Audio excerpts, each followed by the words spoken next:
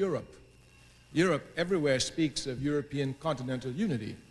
Even though Europe has fought more fratricidal wars than any other continent, or all the continents put together, Europe still speaks of European continental unity. Of course, Africa will unify before Europe, but that's not the point of discussion here this evening.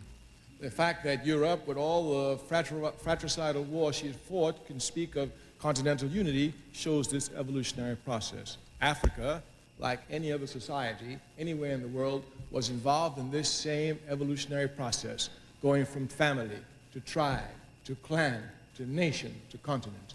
This evolutionary process was interrupted by European imperialism. It came in two forms, slavery and colonialism. First, they took over 300 million, the strongest, out of Africa, and then they divided Africa at the Berlin Conference. So you can see that Africa herself was moving on this evolutionary process. This evolutionary process, which would lead to continental unity, and Africa will still be the first continent unified, was interrupted by European capitalism. Since it was interrupted by European capitalism, an evolutionary process, the only way that Africa can unite today is through a revolutionary process aiming at a socialist economy. If capitalism destroyed us, it doesn't make sense to use capitalism to continue with it. We must use the antithesis of capitalism, which of course is socialism. And certainly if an evolutionary process has been interrupted, the only way we can capture the time lost is through a revolutionary process. We state these facts only to let you know that those of us who are revolutionary, Pan-Africanists, is not because we love revolution. It is historically determined, and we have no alternative but to follow history and to use history for the benefit of our people. So this then is the general outlines of Pan-Africanism. So you must not think that Africanism just began. Had Africa been left untrampled by European imperialism, we'd have a long time achieved continental unity. Secondly, Pan-Africanism must be seen as a movement, a mass movement. And this mass movement must be properly understood. Africa, of course, because of racism, is belittled everywhere. And many people do not see Africa's constant, underline the word constant, contributions to world civilization. Since the 1940s, Africa has given, even before the 1940s, actually, we can go back to the Honorable Marcus Garvey, Africa has given to world political movements a mass character. Africans revolt in masses, never as a vanguard party. If you look at the independence struggle in Africa, it was nothing less than mass. If you look at the struggle in the Caribbean for independence, it was nothing less than mass. And even in the United States of America, the only movement they call a mass movement is our movement. Therefore, this mass character must be properly understood. Pan-Africanism has this mass character. Africans have this mass character in responding. And our responsibility is to bring this mass character together, make it precise so that it can direct its blows at the enemy, hitting him until we knock him down. Therefore, the task of Pan-Africanism is to gather the masses of our people together in the same organization, irrespective of where they find themselves, be it in Europe, be it in the United States, be it in the Caribbean, or be it in Africa. This is the first aspect, then we must understand. Pan-Africanism found its organizational expressions in 1900. Here, a Pan-African conference, here the word conference, was organized by Africans from all over the world. They came together deciding that something must be done for Africa. One of the leading organizers of this conference was a man by the name of Henry Sylvester Williams, born in Trinidad, a man whom you should do some history on, a very, very great man. Dr. W.E.B. Du Bois attended the conference, but he was not one of the leaders in 1900. By 1917, 1918, the idea of a necessity for a Pan-African Congress, not conference, Congress, was to be called. But most of the people who did the conference were dead. Henry Sylvester Williams was dead. A lot of them were dead. Du Bois was about the only one who was alive. Du Bois recognized he had a historic responsibility to continue the work of Pan-Africanism, so he called the first Pan-African Congress. Make a clear distinction. The first one in 1900 was a conference. Du Bois, being intelligent, understanding that a conference is limited and a Congress has more elasticity and can go longer, called it a Pan-African Congress. From the 1990s up until 1945s, we could say seriously, Dr. W.E.B. Du Bois just about single-handedly kept the flame of Pan-Africanism alive. One thing must also be underlined to you. Pan-Africanism was brought into being in its organized form by the Africans outside of Africa. This was done only because of the oppression of Africa.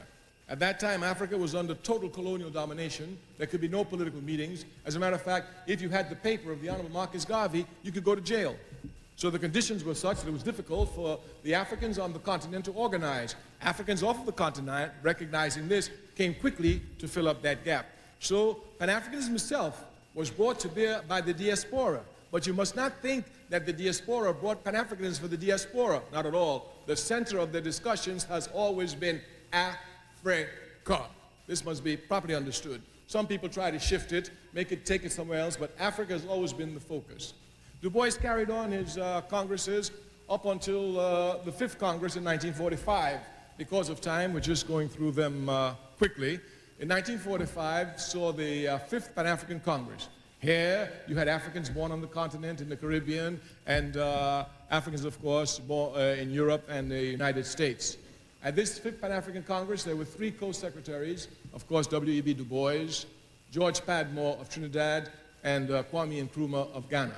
So you had an African from the Caribbean, one from the United States, and one from the continent, who were co-secretaries of the 5th Pan-African Congress. The 5th Pan-African Congress is crucial for us. A decision was made there.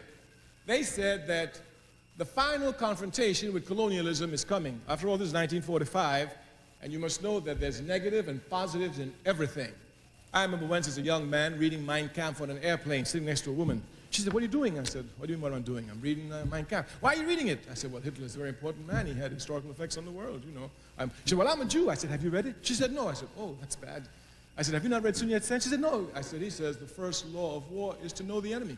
If I were a Jew, I would read everything there is to read on Hitler." Of course. Of course.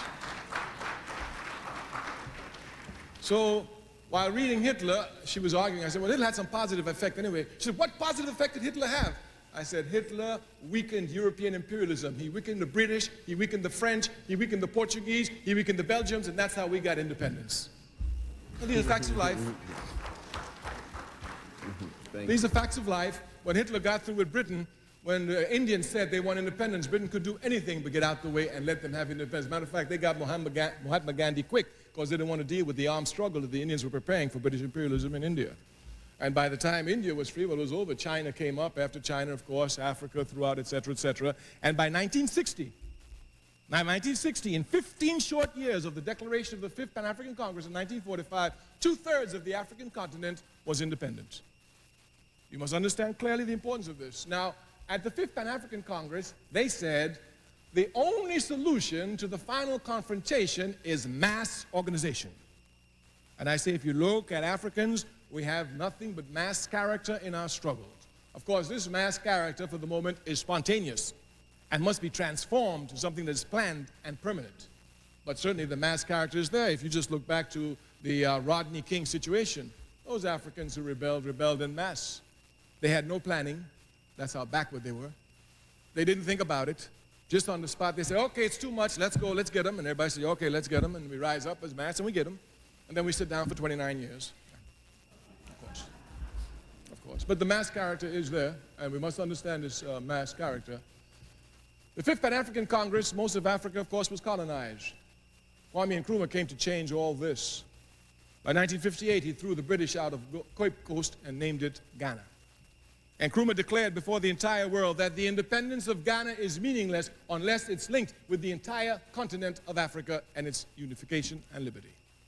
And Nkrumah made Ghana the base for every movement that fought against colonialism. Mugabe, who's now the head of Zimbabwe, where was he trained? In Ghana. Go and ask all of them. Nkrumah set up freedom schools, teaching them how to use arms to go and fight. It was Nkrumah who built the base and pushed Pan-Africanism. He understood that Africa was divided in 1865 at the Berlin Conference, and that we cannot accept visions imposed upon us by our enemy. Africa is one, we must unify her. This has been the task. Of course, since Nkrumah, the movement picked up. The independence of Guinea came in the same 1958, later that year, and with Sekou Touré and Kwame Nkrumah, the movement really coalesced force. The Pan-African movement, of course, was not going to be left alone. Imperialism would seek to divide it. That's their job. Sekou Touré says, if the enemy is not doing anything against you, that's because you're not doing anything. Of course. Matter of fact, when they're not doing anything against me, I get scared. What am I doing wrong? So their job was to divide, and if you will look, they divided the Pan-African movement in what was called the Casablanca bloc and the Monrovia bloc, the revolutionaries and the reactionaries, to put it in one simple word. Of course, the Casablanca group included the fighting forces in Algeria, the FLN, which the other African states refused to recognize. Of course, Nasser had to be in it. Of course, Nkrumah. Of course, Sékou Touré, Tunisia. And of course, Mohammed V in Morocco, who had just waged serious war to get independence away from the French. The other group was called the Moderate Group, and they were all made up of reactionaries and scum of our race who didn't want African unity and raised a million problems and sabotaged it and worked for imperialism against the interests of their people, and that still continues today. I always say one of the weaknesses of the African Revolution is that we are the only people who allow our enemies to strut with impunity amongst us. It's only because of our weakness. It's only because of our weakness. Only because of our weakness.